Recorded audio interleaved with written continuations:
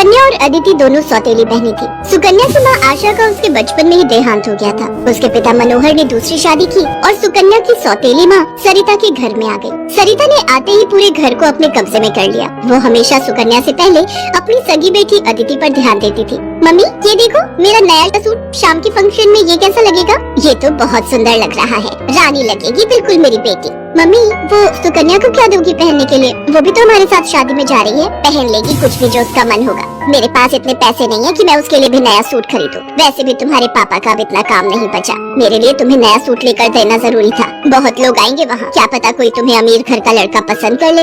अरे सरिता, कभी कभी अपनी बड़ी बेटी सुकन्या के बारे में भी सोच लिया करो। वो बेचारी भी तो शादी लायक है।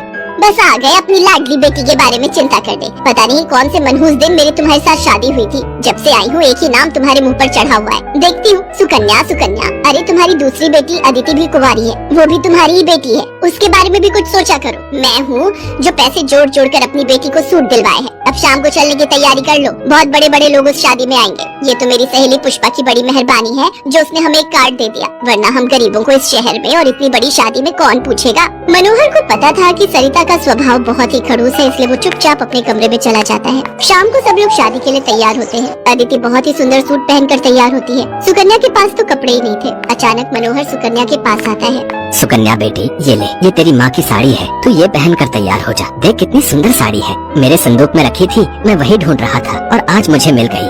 पिताजी ये माँ की साड़ी सचमुच, ये साड़ी तो बहुत सुंदर है। शुक्रिया पिताजी, आज आपने माँ की ये साड़ी देखकर मुझे बहुत खुशी दी है। हाँ बेटी, अब ये साड़ी पहनकर जल्दी से तैयार हो जा, देखना तब से सुंदर लगेगी मेरी बेटिया। सुकन्या अपनी माँ की साड़ी पहनकर तैयार हो जाती है। सब लोग शादी में पहुँचते हैं। सरिता जानबूझकर अदिति को ही आगे कर रही थी ताकि वहाँ लोग अदिति को ही देखें। तभी एक बहुत ही बड़े परिवार के लड़के आशीष की नजर सुकन्या पर पड़ती है। सुकन्या बिल्कुल अकेली खड़ी थी। वो लड़का उसके पास आया और उससे बात करने लगा। हेलो, मेरा नाम आशीष है और आपका? जी मेरा नाम सुकन्या है।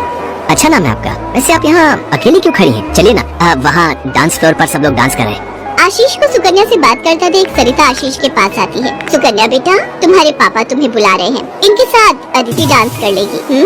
अब हाँ, क्यों नहीं, प्लीज। मनोहर ने तो सुकन्या को बुलाया ही नहीं था। ये सब तो सरिता की चाल थी। थोड़ी देर बाद सुकन्या फिर से खड़ी थी। अदिति आशीष के साथ डांस करने लगती है। आशीष अभी भी सुकन्या की तरफ ही देख रहा था। शायद उसे सुकन्या पसंद आने लगी थी। आशीष पूरी शादी में सुकन्या से बात करने की कोशिश करता रहा, पर बार बार सरिता अदिति को बीच में लाने लगी। पर आशीष के मन में तो कुछ और ही चल रहा था। एक दिन जब सुकन्या घर के काम कर रही थी तो अचानक मनोहर के साथ आशीष और उसके माता पिता आ जाते हैं। सरिता, जाकर जल्दी से चाय नाश्ते का इंतजाम करो। घनश्याम जी अपने बेटे आशीष का रिश्ता हमारी सुकन्या के लिए लेकर आए हैं।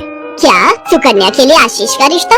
ये कैसे हो सकता है? मनोहर की बात सुनकर सरिता चौंक जाती है। सुकन्या तो घर की झाड़ पोंछ में मैले कुचैले कपड़ों में मानो ऐसी लग रही थी जैसे कीचड़ में कमल। वहीं अदिति सोफे पर आराम से बैठी थी। सब कुछ आशीष और उसके माता पिता के सामने था। सुकन्या बेटिया, जाओ जल्दी से तैयार हो जाओ। अदिति, जाओ अपनी दीदी को तैयार कर दो। कोई जरूरत नहीं है तुम्हें उसे तैयार करने की। तुम उसकी नौकर नहीं हो जो उसे तैयार करो, अपने आप हो जाएगी तैयार। ये रिश्ता उसके लिए आया है, अदिति उसकी नौकरानी नहीं है। अंदर चल रही सरिता और मनोहर की बातें थोड़ी थोड़ी आशीष और उसके माता पिता के कानों में आ रही थी, इसलिए मनोहर बाहर आ जाता है। मनोहर जी, हमारे बेटे आशीष को आपकी सुकन्या उस दिन बहुत पसंद आई थी और वैसे भी हम आशीष के लिए लड़की ढूंढ ही रहे थे, इसलिए अचानक ही आपको मैंने फोन मिला दिया। मेरी सुकन्या तो बहुत किस्मत वाली है जो आप जैसे इतने बड़े घर का रिश्ता उसके लिए आया, वरना हम तो, मैं आपको क्या ही कहूँ। घनश्याम जी, आपने सचमुच मुझ पर बहुत बड़ा उपकार किया है। नहीं नहीं मनोहर जी, इंसान दिल से अमीर होता है। आपने अपनी बेटी सुकन्या को जो संस्कार दिए हैं वो किसी धन दौलत से कम नहीं। तभी सुकन्या चाय नाश्ता लेकर आ जाती है। सुकन्या का रिश्ता पक्का हो जाता है। भाई साहब, हमें आपकी सुकन्या बहुत पसंद है। हम तो जल्द से जल्द शादी करके सुकन्या को अपने घर की बहू बनाकर ले जाना चाहते हैं। बस आप शादी की तैयारियां कीजिए। आशीष के माता पिता के मुंह से ये बातें सुनकर मनोहर की खुशी का ठिकाना नहीं था। सुकन्या आज एक बहुत बड़े घर की बहू बनने जा रही थी। आशीष के माता पिता रिश्ता पक्का करके चले जाते हैं। कुछ दिनों बाद सुकन्या की शादी की तारीख निकल आती है। सरिता, मैं देख रहा हूँ जब से सुकन्या की शादी पक्की हुई है तुमने सुकन्या से बात तक करना छोड़ दिया है। ये ठीक नहीं। तुम अपनी बेटी की शादी करो, मैं इस शादी में कोई हाथ नहीं लगाऊंगी। ये रिश्ता मेरी बेटी के लिए था। मैं चाहती थी आशीष के साथ अपनी बेटी का रिश्ता करना, पर तुम्हारी उस सुकन्या ने सब काम खराब कर दिया। ये तुम गलत कह रही हो सरिता। सुकन्या के लिए आशीष के माता पिता खुद से रिश्ता लेकर आए हैं। तुम्हें तो खुश होना चाहिए। तुम क्यों सौतेलापन सुकन्या के साथ रख रही हो? तुम्हें तो उसकी सगी माँ बनकर उसे विदा करना चाहिए। मैं इसलिए तुम्हें उसकी माँ बनाकर लाया था, वरना क्या? क्या कहो तो मैं अभी ये घर छोड़कर चली जाती हूँ। बोलो। मनोहर की बात